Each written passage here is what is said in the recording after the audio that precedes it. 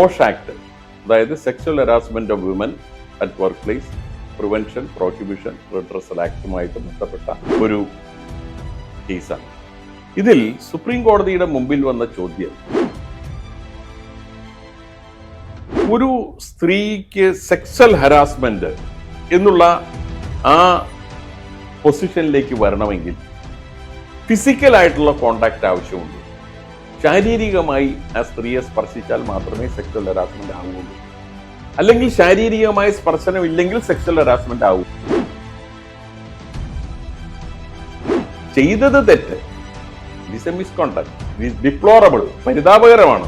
സ്ത്രീയുടെ കൈയെ പിടിച്ചെല്ലാം, പക്ഷെ there is no sexual harassment.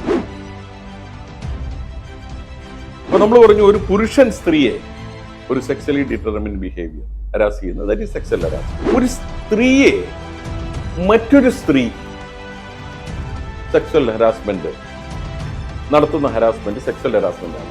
രണ്ട് സ്ത്രീകളാണ്. ഉദാഹരണമായിട്ട് സെക്സ്വലി കളേർഡ് റിമാർക്സ്, ലൈംഗിക ചുവയുള്ള കമന്റ് അടിക്കുക. ഒരു സ്ത്രീ മറ്റൊരു സ്ത്രീയെ ലൈംഗിക ചുവയുള്ള കമന്റ് അടിക്കുന്നു, സെക്സ്വൽ ഹരാസ്മെന്റ് ആണ്. അല്ലെങ്കിൽ ഷോയിങ് പോർണോഗ്രാഫി, അശ്ലീല ചിത്രങ്ങൾ കാണിക്കുന്നു, സെക്സ്വൽ ഹരാസ്മെന്റിന്റെ ഡെഫിനിഷനിൽ വരുന്ന മറ്റൊരു ഐറ്റമാണ്. പക്ഷെ അവരെ നിർബന്ധിച്ച് ഇത് കാണിക്കുന്നത് മറ്റൊരു സ്ത്രീയാണ്, പുരുഷനല്ല. പുരുഷനാണെങ്കിൽ തന്നെ നമുക്ക് ഡൗട്ട് ഒന്നുമില്ല.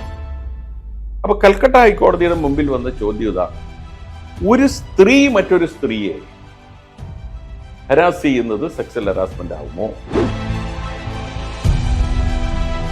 Great Leap, encouraging employment values.